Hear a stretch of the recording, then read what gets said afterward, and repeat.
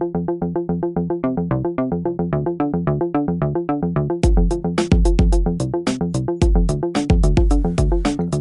up, everybody?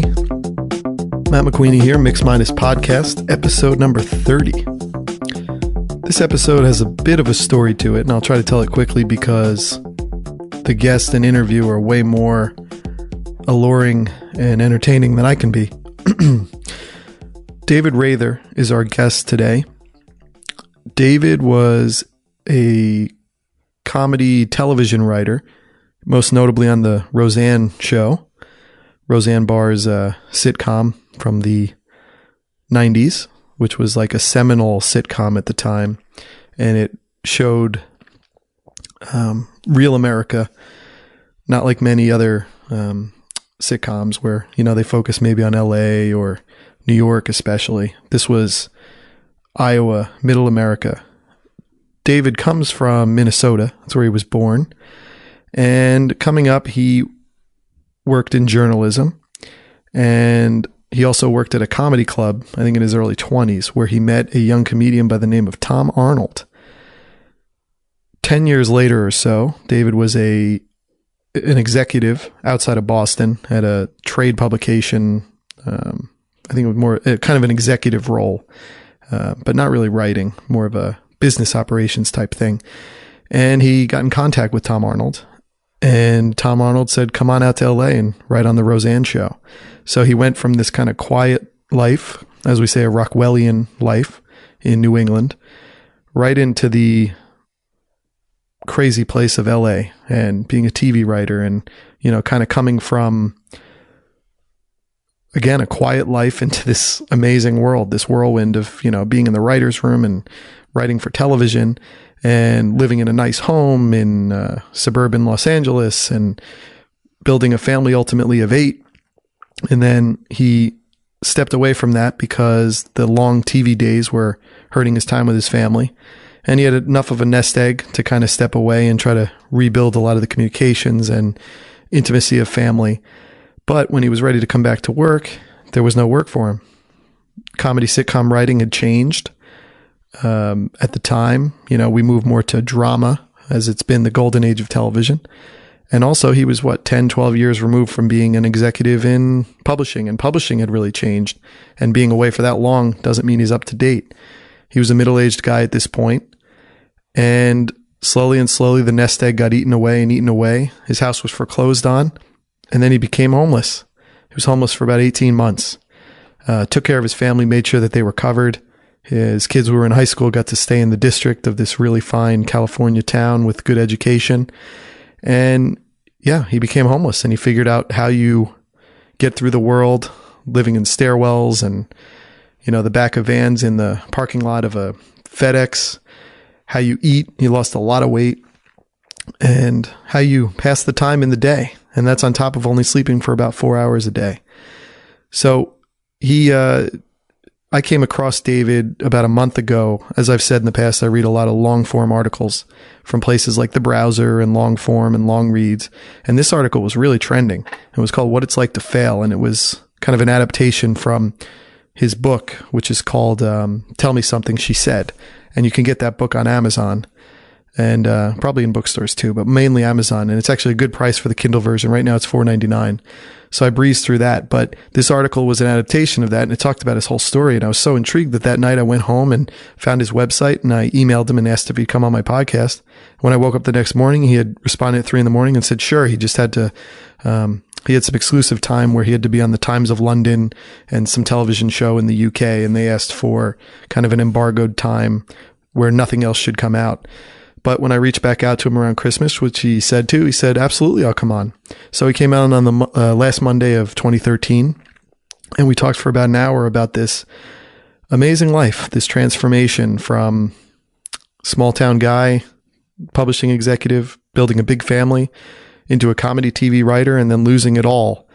And there's no one better than a writer and someone who, I think he majored in philosophy and English. There's no one better than that to kind of describe this. And he just talks about, really the interesting thing is how he rebuilt his life and how he came back. And he's still not, back to the exalted heights of what he was as a TV writer, but he's built a life where he has 4 walls, a roof, a computer, a place to sleep. And he talks about that whole story. And he's got his 8 kids. So again, Tell Me Something She Said is the book. Priceonomics is the place where his great article, What It's Like to Fail, which is an adaptation of the book, appears. I will provide links to those in the show notes. Again, if you want to hear other Mix Minus podcast shows, you can go to MatthewMcQueenie.com, or you can find it in many of the directories for podcasts, whether they're iTunes, Stitcher, Microsoft, TuneIn, Miro, who knows what all these are. But yeah, this was a real fun one, and he was in Berkeley, California, and I was in Sparta, so we did this over Skype. Came out pretty good though. Really interesting talk. Mix Minus Podcast, episode 30 with David Raether.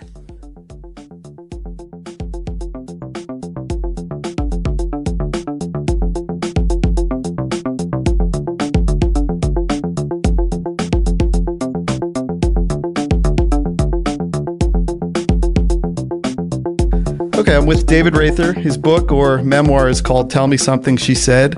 And that seems to be a common theme in your life with the people you're with. It's storytelling. So it was really made a lot of sense to do a book, right? Yeah. I'm always telling stories to everybody. And so I decided to shape that into a memoir. Yeah. How long did that come about? How long did it take you to put this book together? Well, what had happened was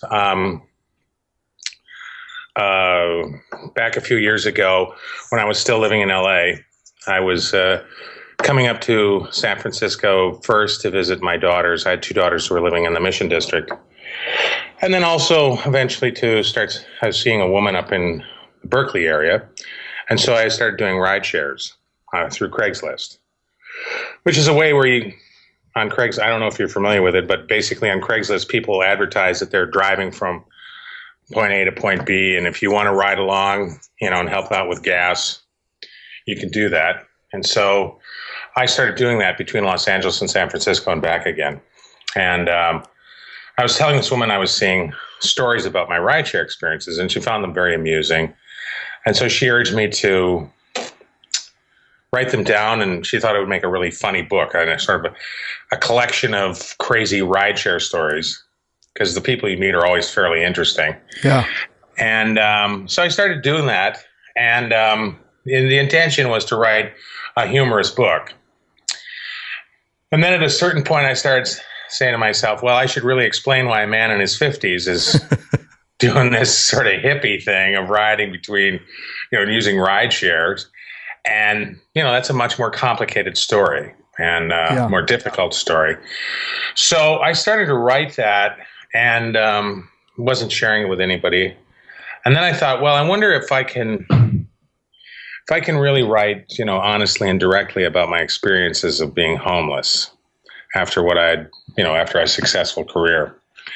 And so I started a blog with the name Tell Me Something She Said, in which I tried to write, as I say, honestly and directly about my experience being homeless. And I just started the blog, and I posted links to on my Facebook page. And almost no one knew what I had gone through, because I kept it hidden, because I didn't want to have my children who are still living in Southern California have to, deal with all of that. They knew what my situation was, and they were staying with friends to finish high school. And I just didn't want them to have to deal with questions about what was going on with their father. But they were out of high school now and off to college. So my friends who were reading the blog were really upset and, shocked about the story, which was not surprising. But I also started to get emails and responses from just people, complete strangers who were reading the blog, and who were very, really touched by it. People who were in similar situations to myself, basically middle-class people who had gone through, tremendous economic trauma during the financial crisis of 2008. And we're saying, oh, similar thing like this happened to me. I was a banker, I was a lawyer, I was a real estate agent. Not all of them ended up homeless, but many of them went through just tremendous difficulties during those years. So after a couple of months, I shut the blog down, And then I took the material in there and then added some other things, other chapters, and assembled it into a book.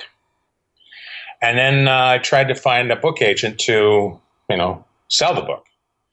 And I was spectacularly unsuccessful at that. Just nobody was interested. So I just figured, whatever. I wrote the book. My kids can have it as manuscript. And then a couple of months ago, I applied for a job on a website in San Francisco called Priceonomics. Oh, okay. Yeah. And, they were looking for a writer. So they asked for writing samples. So I sent in a bunch of writing samples from commercial stuff that I'd done. And then I thought, I'm never going to get this job, but I'll just send them my book anyway. And a couple days after I sent that in, the CEO called me up. And I was really excited because I thought, the CEO's calling me right away. He must want to hire me. And almost the first thing he said was, look, I'm not going to hire you. I was like, But he said, this book you've written is incredible. Where can I get it? And I said, it's not published anywhere. And so he said, oh, man, you should really try self-publishing it. He said, in fact, why don't you we'll take a chapter or so from your book and excerpt it onto our website. If you publish this book, and he urged me to use CreateSpace. And I also had another friend who's in publishing urged me to use CreateSpace. And so I did that, and they published some links to the book on the website. And they published this essay, and it just went crazy. Went on to Longforms. That's where I found it. And, I've had close to 200,000 readers now. Wow. On the essay. It was named one of the 5 best essays of the year by Longforms. Times of London is going to publish an excerpt from the book. And so it's just been pretty amazing. Yeah, it really is. It's funny because I read the book this morning, and I want to get a little into reading habits a little later. Because everyone talks about binge watching, on Netflix and television like that.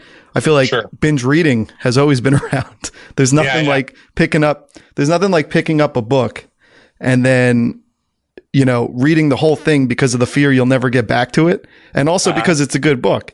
And I did that with you today. And where this started for me is just like you said, I was one of those people. I'm a long form reader, to a very big degree. I read the browser, I read long form, I read long reads, and you have these apps like Pocket and Instapaper where you just save these things, and then all of a sudden you have 100 at the end of the year, and you don't know when you're going to read them. But the one that I saw right away, and it was one that I read immediately, was yours. It had your picture sitting in a suit. I don't know, outside of a house maybe there, or is that where you're? It's a coffee house in South Pasadena that I used to hang out in. Yeah, and so I saw that, and it has that beautiful title, "What It's Like to Fail," and I think failure is always an important thing. I mean, you don't want to fail, but you've shown a resilience and a restlessness, I think, through your life that ultimately makes a life that's one worth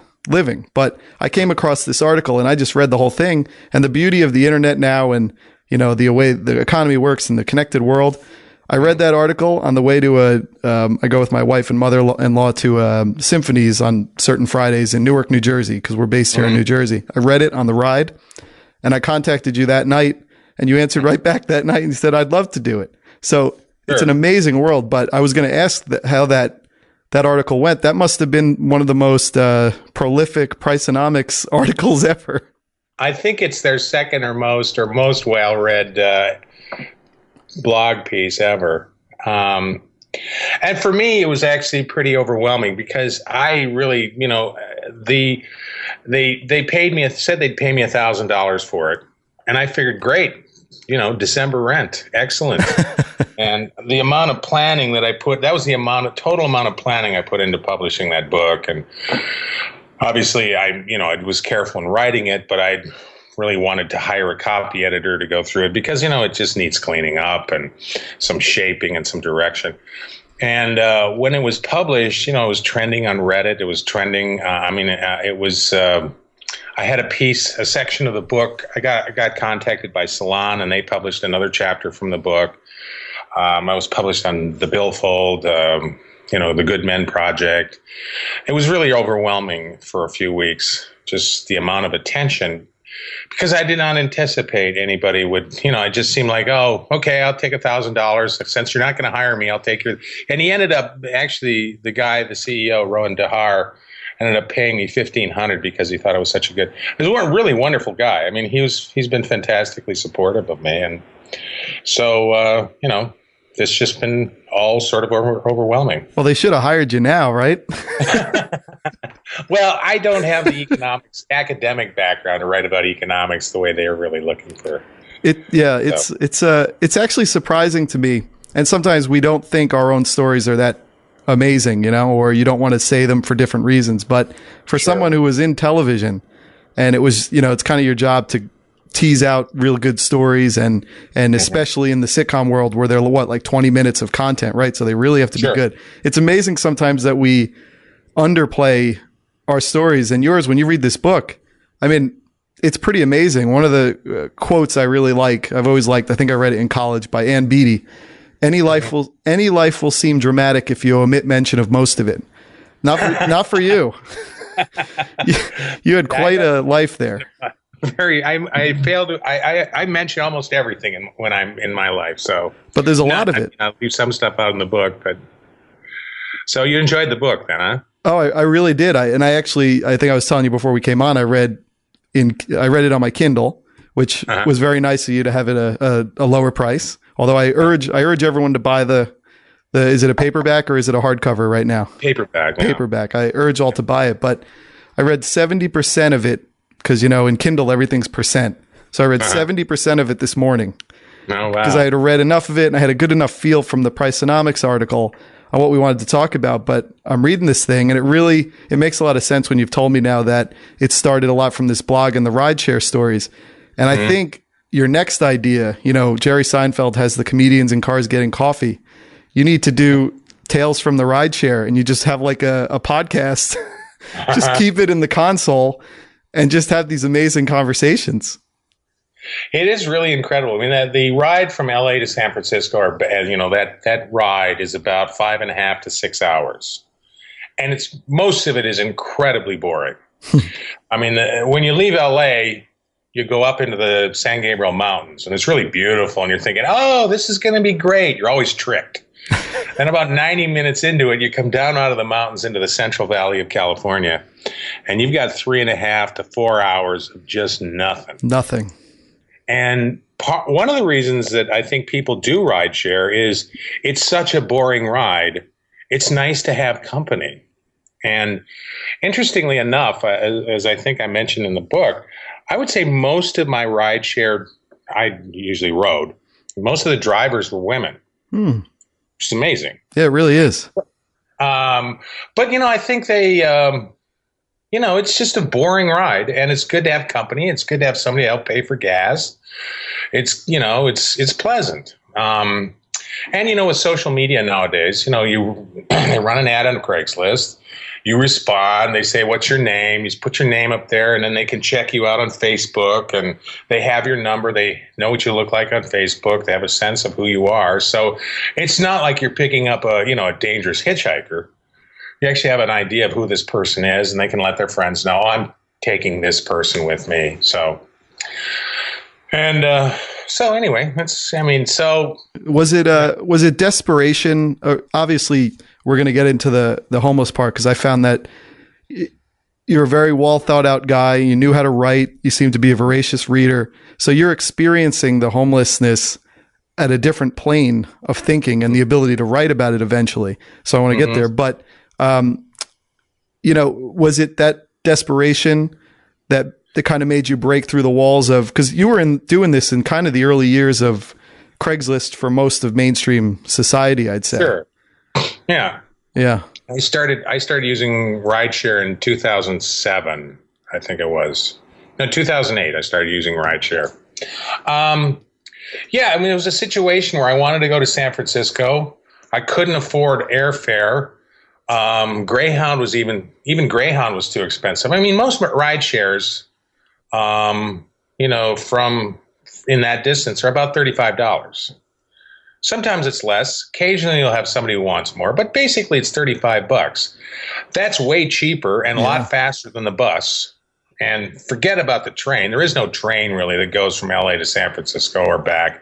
I mean, there's the one that goes along the coast for old retired people who've got several days and you know, whatever. But, you know, for basic transportation, rideshare is the best method getting between those two cities. Yeah. And you know, for $35 in 5.5, 6 hours, you're in the city you want to be in, pretty much close to sort of where you want to be. Yeah. It's okay. So yeah, it just amazes me that, you know, you're this person who's, you know, a Hollywood writer basically. And you had a humility, really. I mean, to go through that and to take in people's stories, you were also getting an experience that you probably would never get anywhere else. No, and I met some really remarkable people. I don't know if you've gotten all the way through to the story of Juan Carlos, the guy I wrote. Just finished that. It was an incredible story. I mean, you meet some remarkable, interesting people. You meet some I didn't really have any jerks. I never rode with any jerks. There were some people who were kind of dull, or some people who were a little odd. But I never met anybody who was a jerk. I never felt unsafe. It was just, you know, most of the people are pretty interesting. They have, you know, their approach to life is a little more open and a little more, you know, because they're taking in a complete stranger into their car for 5.5 hours. So they're going to have to be a little more open-minded, a little more relaxed, a little more, you know, able to deal with the flow of life in a less rigorous way. Yeah, and it's kind of that open book. Yeah. One of the other things that's interesting about rideshare is when I first started doing it, I would run ads like, oh, I'm gonna plan ahead. I'm gonna run an ad 5 days in advance of when I want to drive. Nobody would respond. Most of the ads that I responded, you arrange the ride the day you're taking the ride. You know, or the day before. Like if I wanted to leave in the morning on a Tuesday, I would generally find an ad on Monday night saying, leaving tomorrow morning to San Francisco, you know, or leaving, you know, and I would never arrange the return ride. Let's say I was going up on a Friday and coming back on a Sunday. I would never arrange the return ride on Friday. I'd arrange the return ride generally on Sunday, the day I'm planning on leaving, because it's all sort of like, oh, I'm gonna go down to LA now, you know. So they run an ad on Craigslist looking for somebody who could, you know, split the cost of gas with them. Yeah, it's like just-in-time manufacturing. Exactly. This is just-in-time public transportation.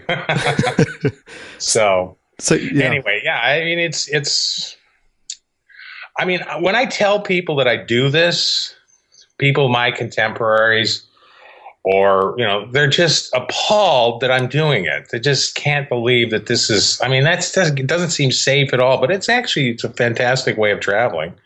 And you meet some interesting people, and, you know, most long distance drives are dull. So this, you know, if you have somebody interesting to talk to for 5.5, 6 hours, it makes the time go by faster. Well, and you were really doing these things at the precipice of what has become this whole sharing economy in general. You know, whether you're looking at Airbnb or ways to, you know, somebody has a bike to rent. It's like property not going unused all the time. You know, we have enough things. We have enough things. Like, why can't you make a buck off of it maybe? Or why can't you share an experience with someone? You know, that reminds me, one of the more interesting uses I had of Craigslist was my son, my younger son was going off to college. And so it was summertime. He had graduated from high school, was going out to visit his sisters in New York, and then flying from there to Germany to visit his mother, and then coming back to New York, and then going to college up in Vermont. So he needed to get a bunch of his stuff out to New York. And he was flying to New York, and there's no way you could ship, you know, it was like 2 huge duffel bags of stuff that he needed to take off to college and just sort of park with his sisters for the summer.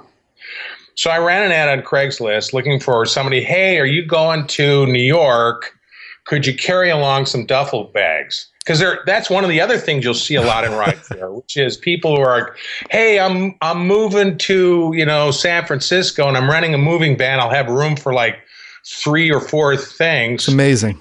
And so I had a guy who was he was moving his daughter from L.A. to Queens, and he just had he had rented a truck, and he ran an ad saying, hey, that ad. And so I, paid the guy $30 to ship 2 duffel bags. I mean, huge. The things weighed like 100 pounds total. I mean, they each weighed about 50 pounds. There's no way you could economically ship that using a commercial shipper. This guy, it was like $30. So, sure, yeah, he'll take it. It was, paid for some gas for one of the legs of the journey. It is it's amazing. I mean, even I worked in sports journalism for a little while with the NBA when they were the New Jersey Nets, and you see this with normal people too. Not that celebrities are these great things, but the players, because they very often don't live in the same place as they play. When it was the end of the year, they all had like 4 cars. They'd rent somebody to drive their cars down to where their homes are. It's really an amazing use of people power and filling unused capacity. I mean, well, that was one of the things I talked about in the book. Is I got a ride one time with this engineer, and he was actually kind of a dull guy, but he made an interesting point, which was that there's a lot of unused capacity in our economy, especially a few years ago, where, like somebody's driving from Oakland to Burbank, let's say, which is, 380-mile drive. And so he's got the passenger seat and 2 seats in the back that are empty. Why not fill them? Why not charge people $30? And that way I've got $90 that pays for my gas. They're getting a good value out of that trip, because it's much cheaper and much quicker than any other public transportation they're going to use. So, yeah, I mean, I guess I'm on the cutting edge of America's sharing economy inadvertently. I know, right? Well, that's how a lot of things happen. Accidental entrepreneurship, right? I mean, yeah. So how's your book? How's it doing? I mean, when did it officially come out? It came out in the first week in November. I think it came out November 8th. I've sold about a little over 1,000 copies now. Well, that's pretty good. Create space. Yeah. Well, I had some writer. I paid the rent. Yeah. Well, you're on Amazon Prime too, so people can actually rent the book through that. I always find that to be so unfair. I figured, whatever. It's just, if people want to rent the book, they can pay a small fee for it, and I'll take it. And I'll take whatever. Yeah. And so you did end up with a publisher, or you did end up self-publishing? No, I did not have a publisher yet. So gotcha. I'd like to find a real publisher who would have an editor to go through it and just sort of work with me on fine tuning it, and have the power of a real publisher behind it. Well, I think it's gonna happen. It's gonna happen. Well, hopefully. You might want to yeah. So, do you need to go? No. Okay.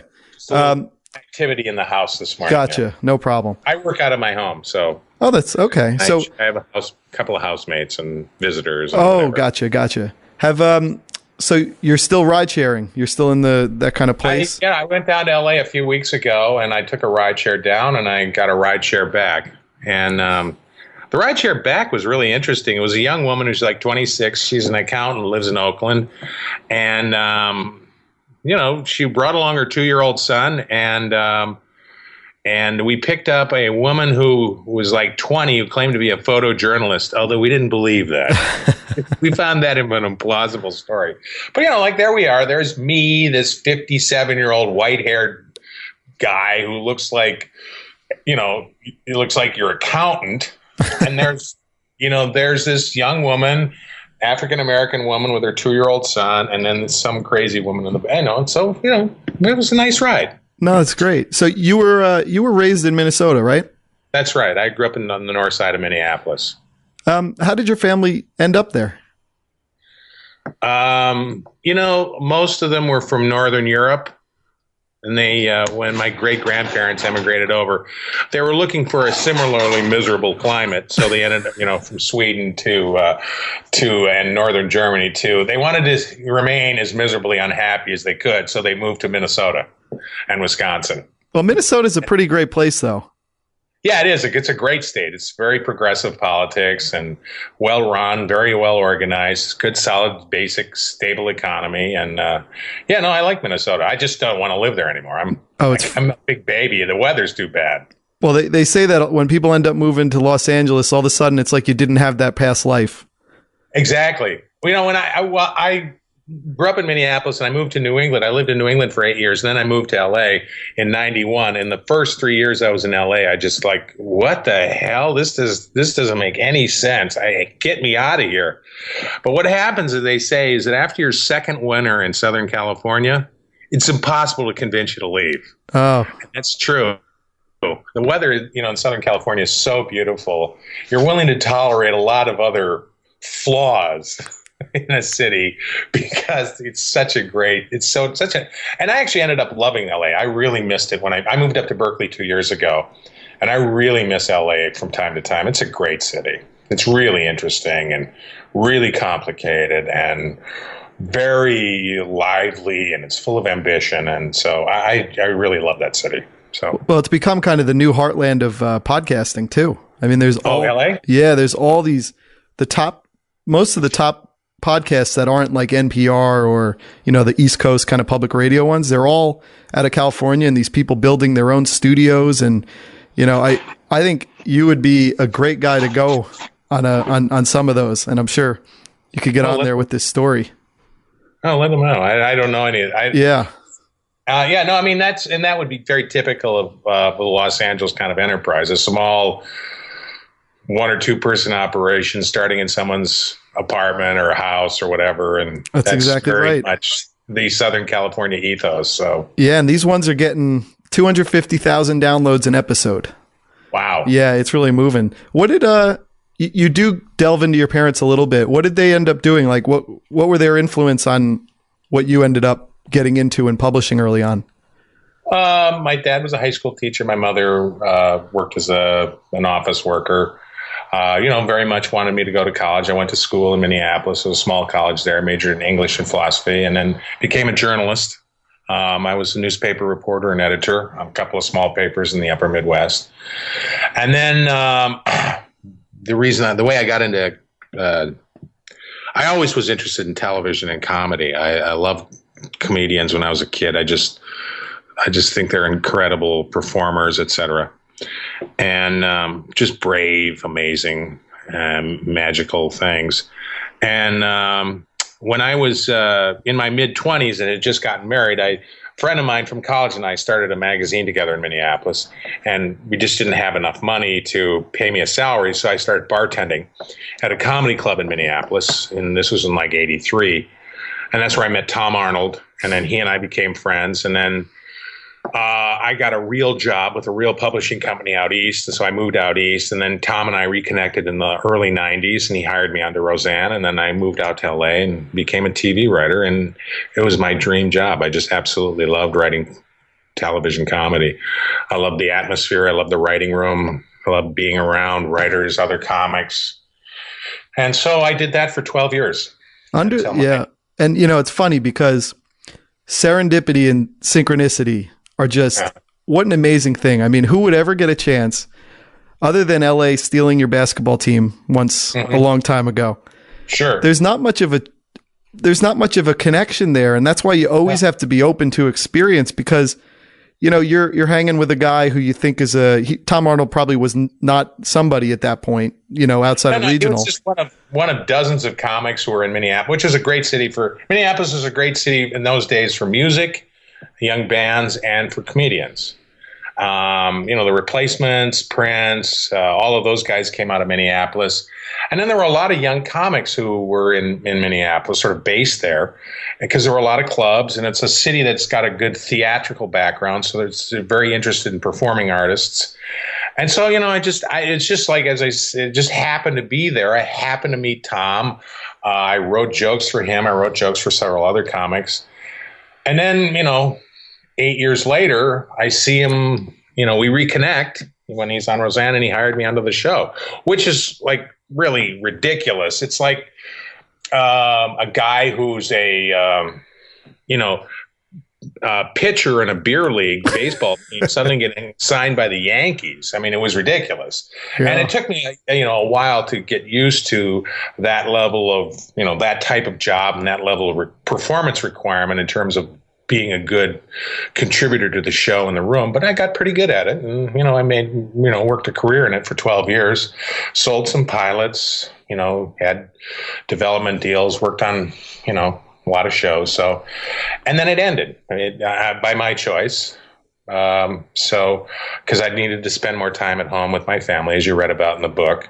And then I couldn't get back into it. And that's where things started to fall apart.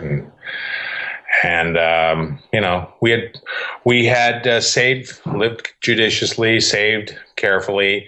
I had a lot of savings, and then, but at a certain, you can only, with 8 kids in an expensive house that you needed to hold those 8 kids in a good school district, you can't go on forever. And so we eventually just ran out of all of our money, and then the family split up and I became homeless. So.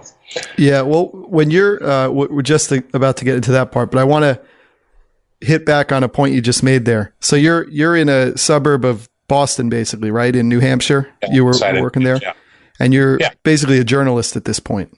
Publishing executive, not even a journalist anymore. I was a publishing executive. I was running financial models and launching, trade magazines and stuff like that. So I sort of even moved away even from journalism. I wasn't even writing anything other than business plans. And then you had how many kids at this point? At that point, we had 5. So you have 5 kids. You're basically in a job that's probably pretty safe, like if it's a mutual fund, it's not a blue chip stock. And then it's a good, solid position, and working in a small town outside of Boston, just so boring. Oh yeah. Yeah. And then, it's a quiet existence, probably Rockwellian, right?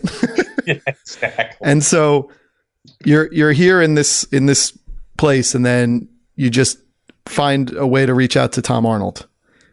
Yeah. And I saw him. Yeah. So I called him on the show, and he responded, and buddy, and I pitched him an idea for an HBO special, which he made, and then he hired me on to Roseanne.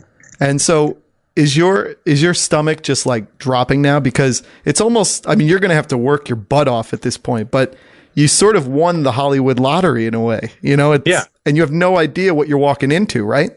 I had no idea what I was walking. I did not know anything about how a comedy writing room worked or even what it was. And I walk into this room and I thought, oh, they must be having some production meeting here. And then cut to like 10 hours later, and we're all still sitting there. And then I started, after a couple of days, to realize, oh, so this is the job. The job is sitting in a room and arguing and pitching. Unreal. Oh, I don't know how to do this. I should watch and learn and really focus. And so I sat quietly for 3, 4, 5 episodes, didn't really say anything. And I'm sure all these other people in the room are thinking, why did Tom hire this idiot? And then gradually I started pitching and learning how to pitch in a room, how to be on point, how to focus. Working in a comedy room requires an incredible level of concentration. I know it seems like, oh, that should be fun. Or there's just a bunch of funny guys saying funny things, funny guys and women saying funny things. Well, that requires just a tremendous level of concentration. You have to pitch in the voice of the character that you're talking about. You have to think constantly. You have to be really aware of where we are in the script and what the discussion point is that's being made, because these people in this room, they're generally all smarter than you. Yeah, you hear that. Yeah. And okay, so we're talking about something here. I really have to concentrate. I really have. And, these 12 to 16-hour days, there's fooling around and laughing and goofing are off as sort of a break, but it really requires a fairly high level of concentration and focus on terms of what's being done. So it was a steep learning curve that I went through. I was not very good at it at first, and then gradually I got very good at it. So yeah, and it's one of those jobs where there's 100 people waiting to fill your spot. If you had any reservation about it. Yeah, like if you're not very good, or you're timid, or you're abrasive or inept or whatever, they don't need you. As you say, there's another 100 guys, 100 women out there who are just as smart as you, probably smarter, who can do this job. And, it's really, it's like being a pro athlete. Yeah. Absolutely. They have options that they can not pick you up on. I mean, it's a high wire act. And, without seeming immodest, the fact that I lasted 12 years is sort of a tribute to the fact that I was pretty good at it. Well, you see a resourcefulness in your story. So it was almost like, because I wanted to ask, when you move from all these cold climates and these kind of lives, nice lives that people live, but it's not lives that make it into the celebrity sphere, things like that. And then all of a sudden you have the culture shock of moving to LA. And then you probably have the career shock. You think you've made it, but really the minute you walk into that room, you're probably going, oh my gosh, did I make a mistake? No, absolutely. I mean, we moved out. I commuted for a year. To be fair, to give myself some credit, I commuted for a year. I thought, well, okay, I'm going to do this. Well, not even a year. It's about 6 months. I'm going to do this to see if I can do this, and not commit my family to it, whatever. But then when I decided, I told my wife, I said, look, I'm going to do this, and moving out there, a year later, the whole thing could have just not been good at it, and I could have not found another job after Roseanne. After 2 years on Roseanne, they could have just said, we're not going to pick you up. I could have not been able to find work. It was a huge risk that I took. And so when you take a huge risk, you really have to focus really, really hard on making sure that you're able to pull that off. And then, so those first few years on Roseanne were really tough. I mean, I was really, really trying hard to make sure that I was doing a good job, that I was, getting the job and being an effective. Because when you're a writer and they're taping the show, when you watch the actors performing them, filming it, you're sort of mentally going, okay, that was mine. That's good. The audience liked that. That wasn't mine, but that was good. So you're kind of thinking, all right, it's become something of a competition in your head. How much did I get into this episode this week? How many of these ideas were mine? How many of these lines were mine? How much of this script was impacted by me? Because that's the way you can judge whether you're good at the job or not. So, that became a big issue for me. That's amazingly fulfilling too. Yeah. Oh, yeah. When you hear a studio audience of 300 people laugh at a joke that is delivered by a great actor, it's a very gratifying experience. So. And Roseanne was kind of like I'm very interested in this TV thing and you going from where you did into it. It's just fascinating. Yeah. Roseanne was kind of like the high point of sitcom television, really. And then it kind of came down, and then this golden age of dramatic television kind of kicked up. Could you sense that at the moment that was happening, or do you never know when it's at the top? And you never know. I mean, I think there are a number of good comedies out now that, the sitcom has sort of reinvented itself in the last few years. But in the early 90s, there was really Roseanne, Seinfeld, and Friends were the three great shows that emerged in that era, all of which were different in there. But Roseanne was, I think, the last really great working class, what they used to call kitchen sink drama or comedy. And it was an authentic show in the sense that Roseanne had a really distinctive point of view that was very much sort of a working class point of view. And it was great to write for that. I mean, there's nothing really like it on television now, nor has there been really since the show went off the air, which was, normal sort of kind of overweight, not really successful people just trying to work their way through the difficulties of life. And there's nothing really that's been on television like that. That's funny. Yeah, no, it's funny because I was just saying that, you were living this kind of nondescript, but a good life. You build a family, you have a good job.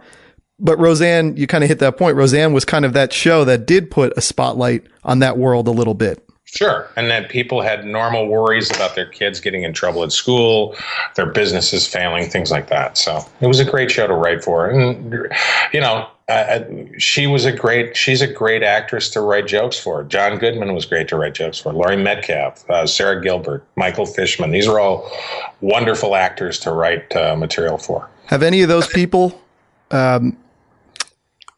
found out this story through time, or did they know early on when it was happening or after the books come out? Not really. I mean, I think Michael Fishman and I are Facebook friends, and he's a wonderful young man. I really like him, and we've communicated. I haven't really spoken to Roseanne in many, many years. I'd love to see her again sometime. But, people move on to other things, and they live in different worlds than I do, so whatever. That's, I had a great time working with them when we were together, and, whatever. Well, what we need to do is, wasn't the daughter from Roseanne on one of these daytime talk shows? Sara Gilbert? Yeah. Yeah. Yeah. Hey, that would be. She's great. I loved her. I loved writing jokes for her. She's fantastic. She really knew how to deliver the sort of dry insult. She's great at that. So. Yeah. Yeah. Last one on TV, I promise. Sure. Technically or philosophically, what was the challenge in getting into the new drama TV from sitcoms? Was it the fact that they weren't the same crowd you were with, different connections of people, or is it just a totally different writing experience? Right, different sets of writers that I didn't know. You'd have to write a 1 hour spec, and I didn't. That was just not something that. I'm a funny person. I write funny things. When I would watch, a 1 hour. I didn't know the structure of this. Right. I could have figured it out, but my natural inclination in any storytelling is to find something funny. So it just wasn't an era or a venue that I was, and the writing staffs are smaller on dramas. They don't do as much rewriting, Yeah, that's a good point. Because you're not as worried about, you're obviously worried about the audience, but you're not as worried about the audience with a comedy. Because with a comedy, you have to make sure that people are laughing. If they're not laughing, you're failing. It's like a comedy show. Yeah. Whereas with a drama, there's an old saying among comedy writers that tragedy is easy, comedy is hard. And it's explained by a guy I worked with who said, you put an orphan 3-year-old on an ice floe heading toward a perilous waterfall, you can definitely get the audience to go, oh, that's terrible. He said, get a laugh out of that, a little more difficult. That's very funny. So have you talk in the book about watching certain modern day comedies with your kids. Did you enjoy this drama upsurge of the last 10 years? Were you watching Breaking Bad? I like TV. Yeah. I like to watch TV. Yeah. So I enjoy them. I enjoy watching. I think the emergence of cable has sort of freed up television in many ways, and it's become.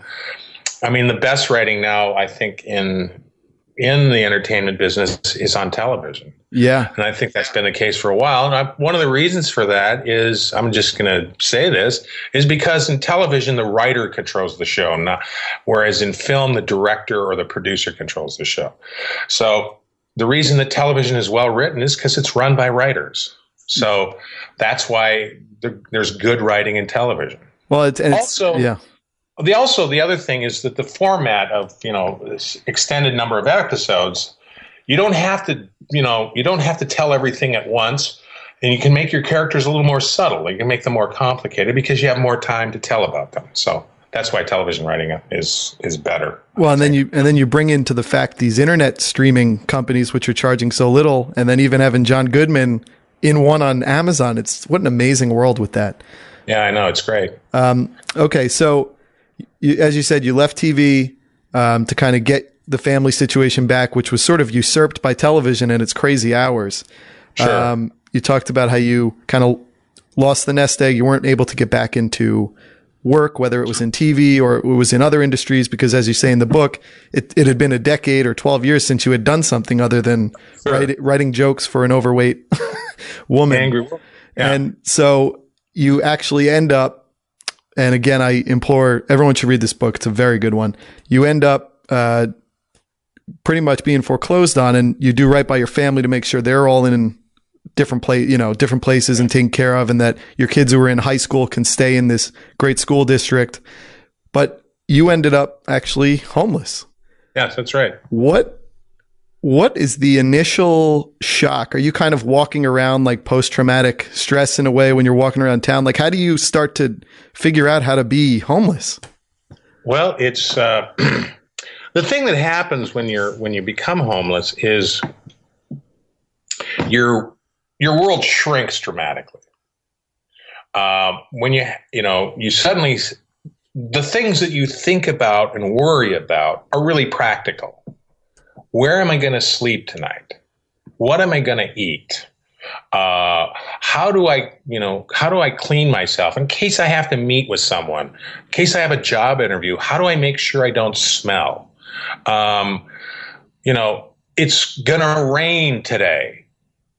Where am I going to sleep tonight that's not soaking wet? Your world just, and when the day you become homeless is when this all sort of crashes in. Wow. And so you have to start thinking about your life in very, very different terms.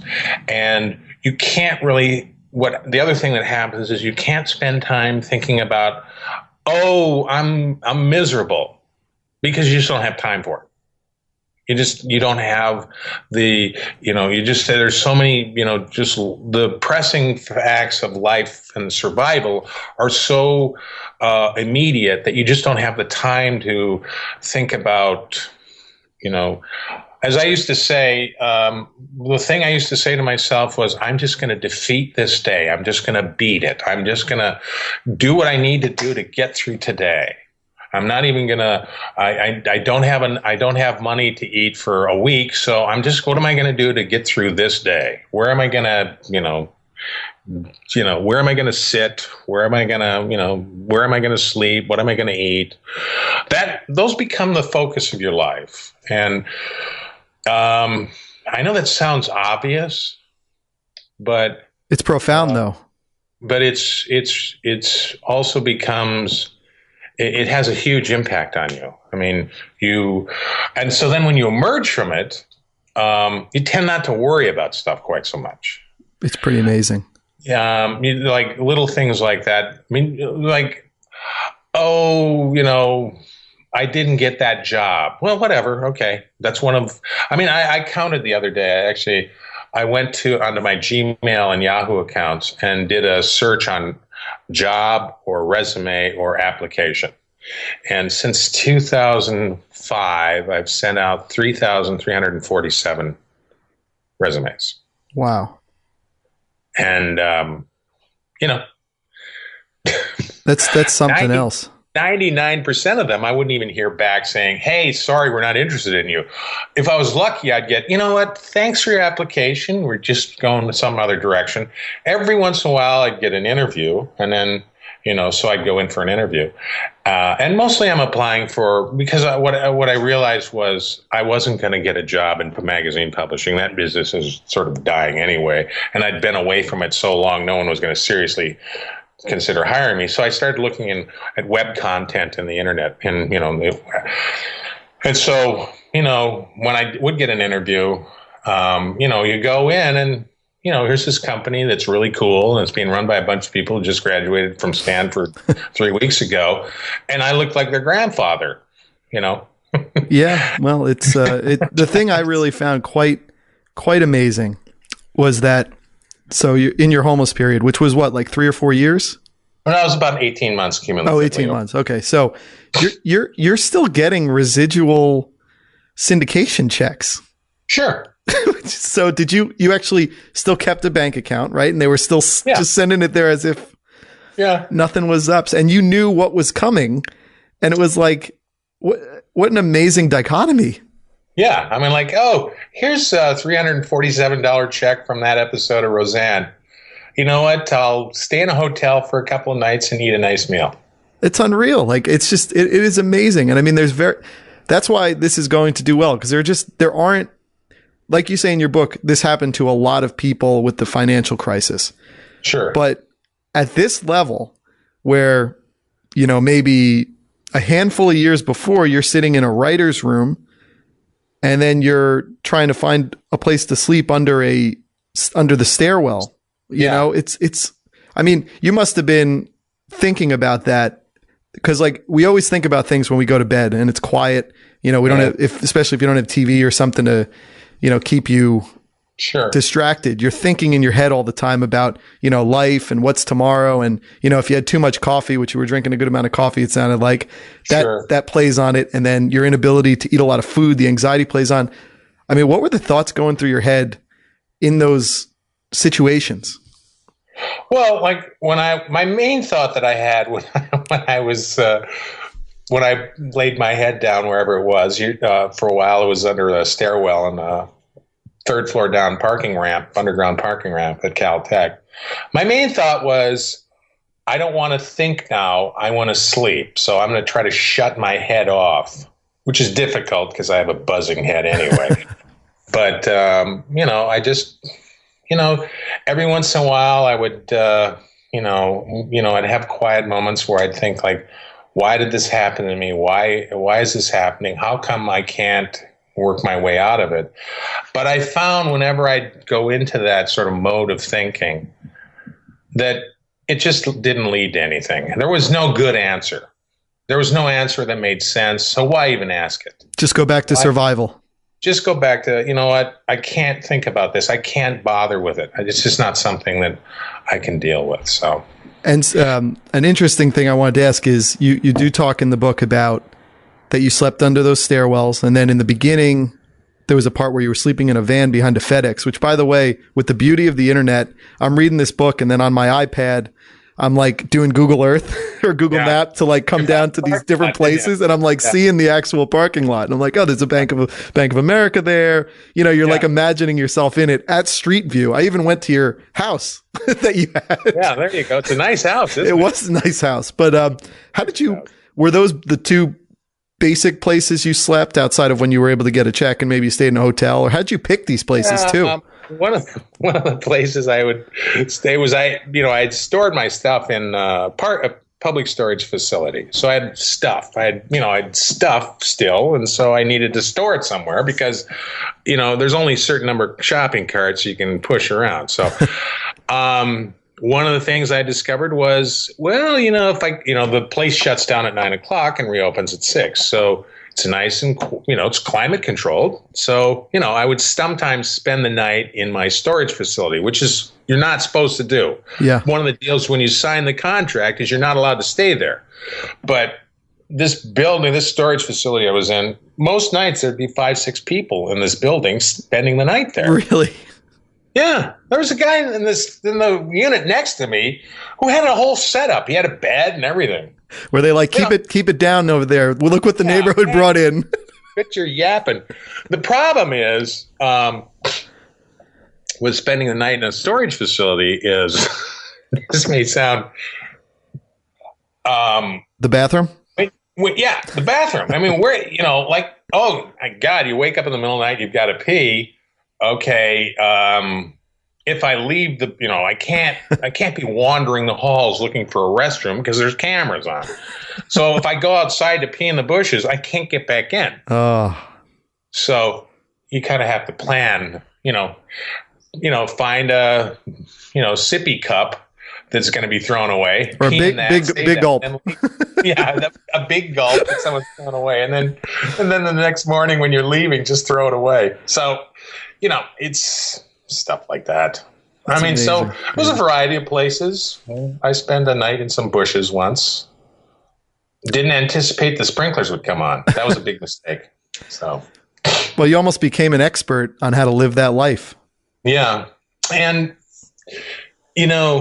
one of the things, I became, pretty good at it which is a really minor accomplishment and something I'm not particularly proud of, but whatever. So that's what I did. And, it's sort of, I talk about it casually now and laugh about it. But when you go through something like that, on the one hand, you learn some things about yourself that are profound and good, and you sort of reorient your values, which are good. But it takes its toll on you. And there are certain things you go through that, at least scars on you. And it makes, in some ways it makes it difficult for you to have, you don't emerge unscarred from an experience like that. You don't come out of something like that and just like, oh, okay, I'm a Mr. Normal middle-class guy again. You come out of that, reoriented in terms of your values about money and possessions and career and stuff. But you also have some, it takes its toll negatively on you too. And it makes it difficult for you to have, at least for a while, normal relationships with a woman or something. Yeah, it's like it's a stigma, sort of. I mean, not sort of. It's a stigma in the society. Yeah, you become warier of people. You're not as trusting. You tend to build up. You build up a lot of anger that you don't necessarily express right away. That kind of comes out because you don't have time for anger when you're in this situation, because expressing that anger doesn't lead to anything. But then when you have, when you're sort of living a normal life and you're, in a relationship, that anger can come out in ways that are not specifically related to the issue at hand in a relationship. So right, it's like snappy compensation. Yeah, exactly. Yeah. So it's I mean, if I were to choose to, there's certain things I took from that experience that are really profound and I really value and have been good for me. Overall, I would have rather not have gone through that, but I did take some things from it that were valuable. Yeah. And then one of the really nice things I thought I read in the book, I mean, obviously this really hurt your marriage, which there's no way this couldn't. But when you talk about growing up, your kids called you by your first name, David, and then they started calling you Daddy or Padre and things like that. Yeah. They began to see me in a different light as a person who was going through a great deal of struggle, but tried to remain as true to them as a father as he was capable of. And, my relationships with my children are really great, at least from my perspective. Yeah. They're living all over the world. I have 2 in New York City, 1 in Washington, D.C. My 2 youngest are living with my ex in Germany. I have 1 in South Dakota who's working as a nurse on an Indian reservation. I have 1 who's going to college in Northern California, and 1 is a college student in Minnesota. So, thank God for Skype and Facebook and, cheap phone plans and stuff like that. So, but we remain on very good terms. We're all good with each other. So, well, you've lived many people's dream lives in different regards. Many people could wish to have a family that's as large and loving as yours, or could wish to work in TV or to be executive or to. It's certainly not been an unlived life. No, there's always, as people say about me, it's always an adventure being around me. Yeah. So, well, the last 2 that I really had were this wasn't so much in the book. This was more in the adapted Priceonomics. But can you sort of just, when your homeless life really got humming, that's a terrible thing to say for it, but got routinized.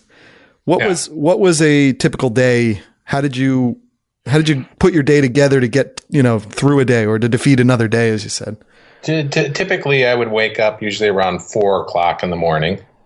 If I was, had fallen asleep around midnight or 11 o'clock, I would wake up at around 4.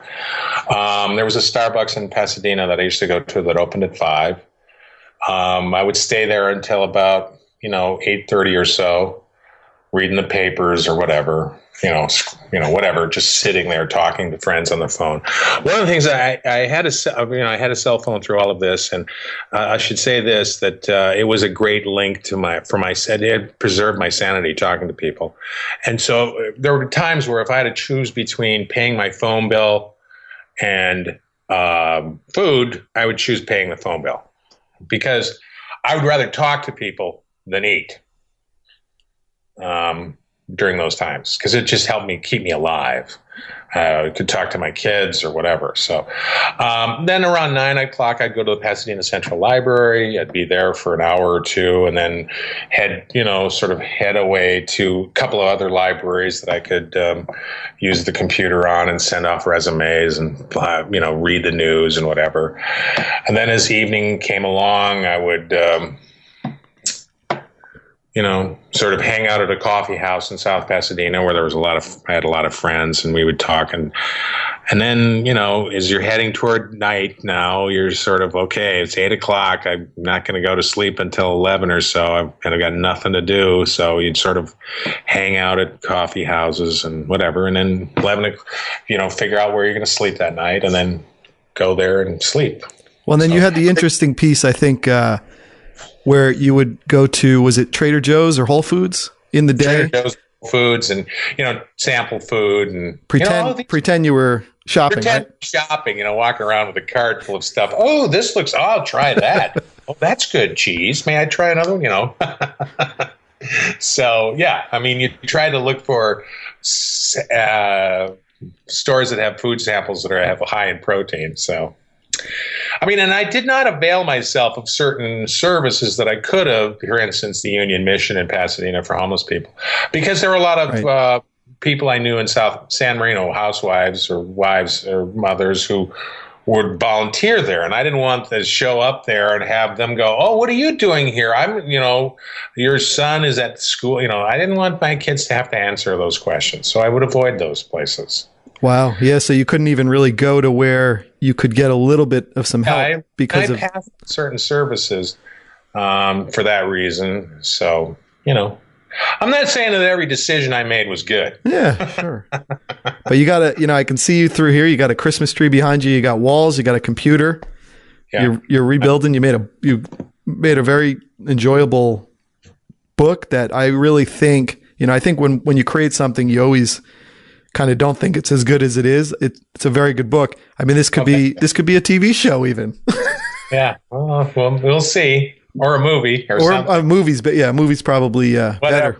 Did you see the it's funny that, this happened, and in the time between when we first talked and we did this show, which is on the Monday before the New Year, or the last Monday of 2013, this thing that happened with Kron, Kron, and so this guy was doing a local report for Kron. He's a longtime reporter for there, and they were doing a story, I guess, on the fact that Oakland has these major garbage issues or something like that. And so he was going around seeing homeless people, what they were picking up, and he came across this one gentleman, and the guy said, I found $800 in these old pants that were here. And then the reporter said, hey man, what's your name? And he said, I forget the exact name, but it was like Marvin whatever. And he's like, oh, how did you get here? He goes, well, I used to play in the original Santana Blues Band. He's like, no, you didn't. Oh, I think I heard about this. Really? Yeah, and so the guy went back, the reporter went back, looked into this thing, and the guy was completely legit. His story checked out. And then it turned out when he did this story, Carlos Santana contacted the news station and said, I have been looking for Marvelous Marvin forever. I've been trying to find him. And so they did this whole piece where Santana pulled up in the truck, and the reporter said to Marvin, hey, you remember me? He's like, yeah, I remember you. He goes, come with me. And they walk up to a car, and Santana comes out and he's like, Marvelous Marvin, I've missed you so much. I've been looking for you. Your family did so much for me. And now he's going to record on the new album. Oh, wow. And he's going to play with them. And Santana's going to make sure all his old royalties make it to him. Oh, that's wonderful. I mean, that's like a story. Wow. It's sort of it's sort of like you were this very known character, and it was very. Wow, that's a wonderful story. Yeah, Roseanne hasn't pulled up in a truck and offered to do a new show with me. So, well, I'm telling you, this one of my day job is content management and online marketing, and I saw this story immediately, and I just was blown away, and I was so happy that you responded back to want to do it, because I will do everything to get this story out there and share it. And I think you're going to find, something out of this. I know it feels like there's probably been a lot of false starts, because as you said in the book, you're in this generation where you're close. People see you as close to retirement, but also like older than what they want to put their resources into. So it's sort of like this donut thing, but you went ahead and, like anybody could ever do, you created something that people are going to enjoy. And I mean, good. It's on Amazon, and I want to push it, but I really do appreciate you taking the time to. Well, I appreciate you having me on. Cool, Dave. Thank you. I appreciate it. I'll talk to you. Maybe we'll talk later. All righty. Thanks so much, Matthew. Thank